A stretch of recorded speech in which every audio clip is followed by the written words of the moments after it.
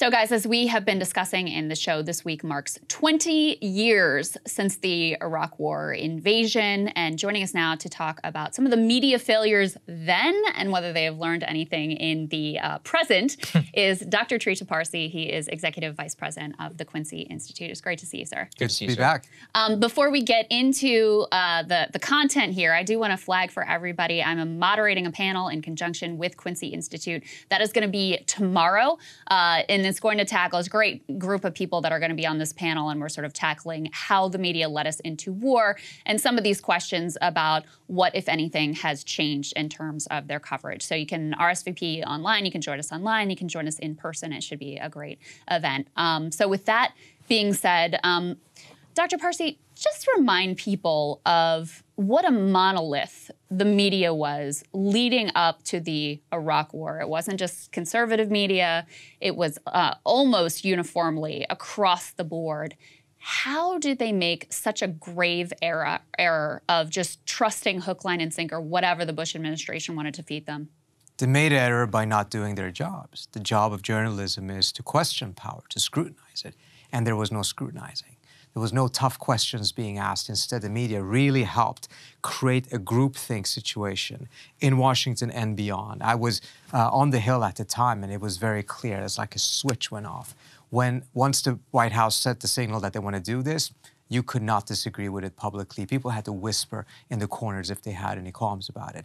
And the media helped create that atmosphere in which if you questioned, it meant you were on the other side. You were a Saddam hugger just as much as you're a Putin hugger today. If you have question marks about the wisdom of this, about the tactics, about the strategy, but the very inception of the idea that, yes, it is the job of the United States to go all the way to the other side of the world to create a democracy in a country that we know literally nothing about.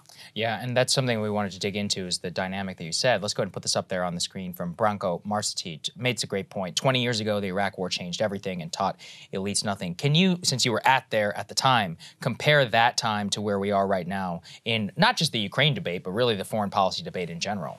Well, I think I have to say, having gone through Iraq, I never thought it was going to happen again. And it wasn't because I thought humanity had this amazing ability. I thought there were specific circumstances that made it particularly bad. And so I was quite wrong in then seeing it being repeated in Ukraine.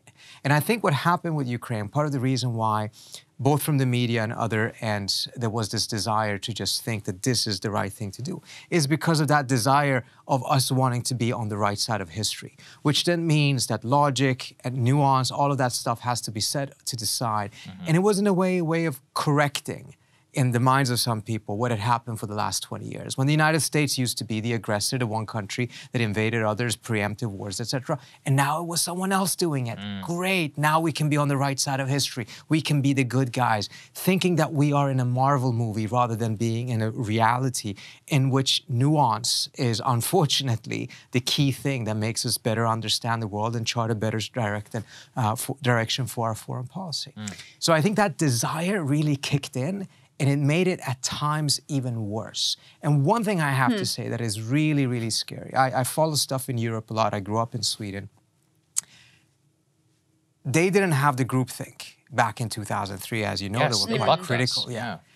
Now they're in a worse situation than the United States. I have to say, the conversation here, not saying that it's great, but the conversation here is better than it is in many capitals in Europe right now. And that really came as a surprise to me. That was your experience when you were in the UK. I was going to say, I was just in the UK a month ago, and I was like, man, they put us to shame. In terms of their media. There was a caller, you know, I think it was like LBC Radio. It was exactly what you're referencing. All he said was, maybe we shouldn't send fighter jets to Europe.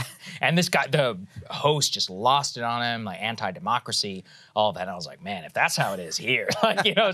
And to be fair, I guess London is the most hawkish, but maybe talk about that as well in the context of the need at the time with Iraq to have the countervailing point of view. I said yesterday, you know, one of the great failures, sure, the media was there, but it was also the Hill. You know, like there at the end of the day, could have had access to the secret intelligence. They could have asked questions, had hearings. Instead, you had Joe Biden and the Senate Foreign Relations Committee, but not just him, but you know, he is the president now, but all senior leaders completely lining up the President Bush at the time and basically validating their case for Iraq. I mean, has that changed in any way at least, or what do you think? Not to the extent that it should. And I think, again, it comes down to, instead of looking at these issues as hard foreign policy issues that need to be analyzed, we quickly moralize it. There's a good and a bad side.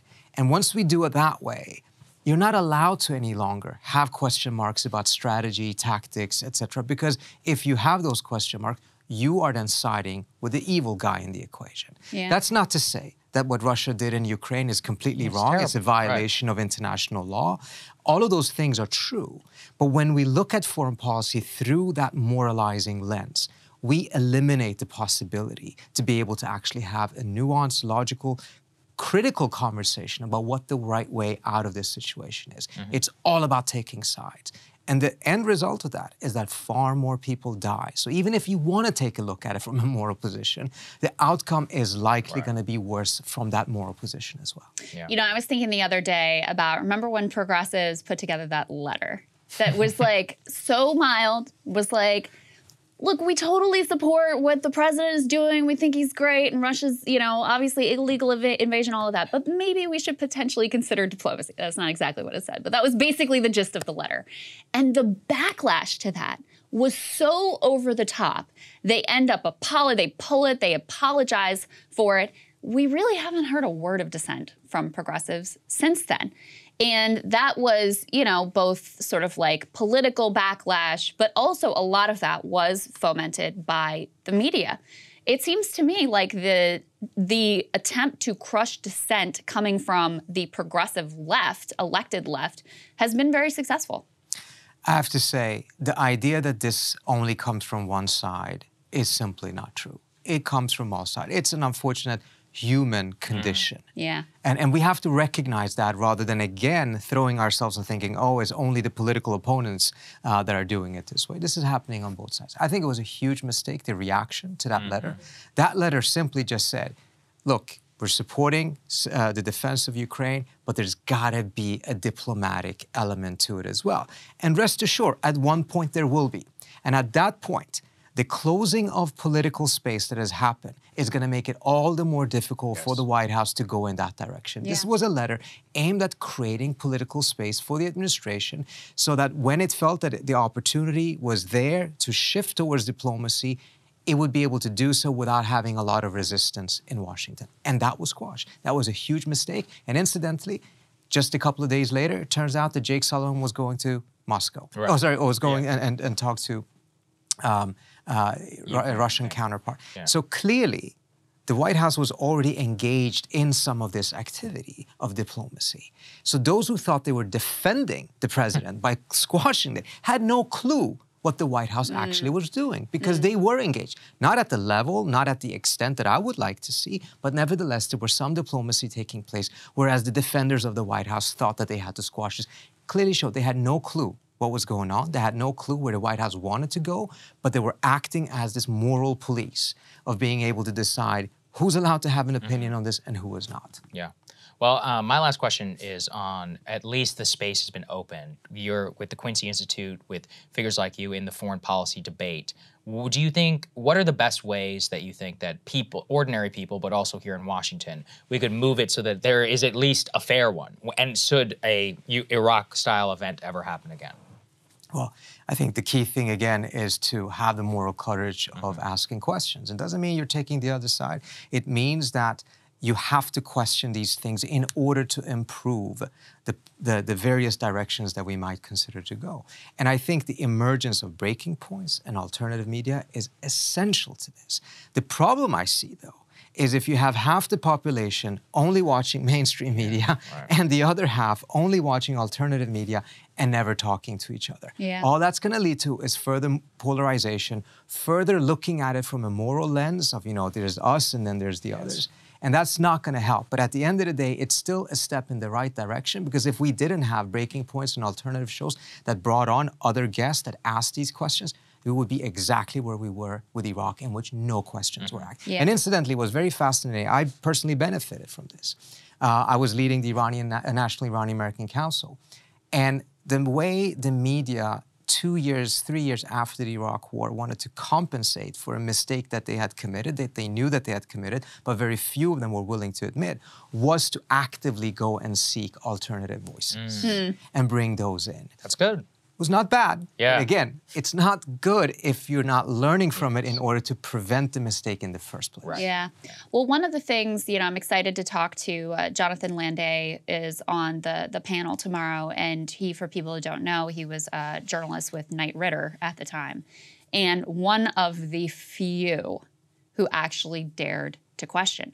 And they were on an island. I mean, they're putting out, you know, they're putting out reporting that was accurate that said basically the vice president is lying. This case about WMD is completely made up and fictitious. Meanwhile, you know, the paper of record, New York Times, is publishing Judy Miller columns practically every day that are directly opposed to that. And part of what he has said in the past, and I want to hear more from him tomorrow, is that the reason he and some of his colleagues there were able to get the story right is because, number one, they actually didn't have access to these top-level officials who would lie to him. And when they did talk to them, they were skeptical, right? They were talking more to like the mid-tier career bureaucrats.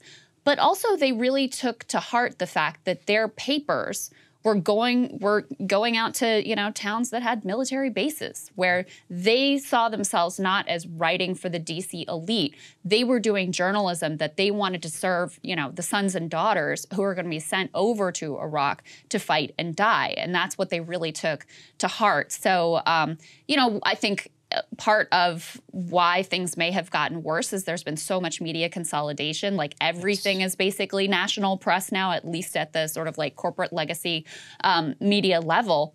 And so you don't have that same local connectivity or sense of loyalty to people who are out in the nation, who are the ones who bear the cost of horrible foreign policy decisions.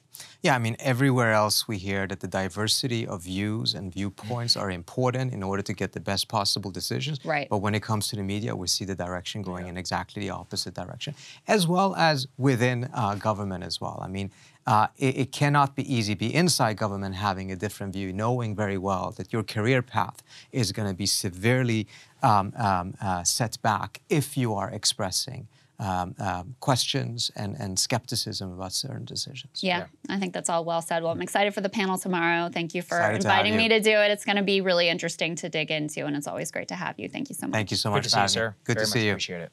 All right, we'll see you guys later. Hey guys, ready or not, 2024 is fully upon us now, and Saagar and I have been brainstorming ways that we can really up our game for this critical election. Yeah, we rely on our premium subs to expand our coverage, to add staff, to upgrade the studio. We just want to give you the best independent coverage of this election, which is possible. So if you can help us out, become a premium subscriber today, breakingpoints.com, or the link is down here in the description video. It really means the world to us, and if you like what we're all about, this is the best possible way to keep us 100% independent, working only for you.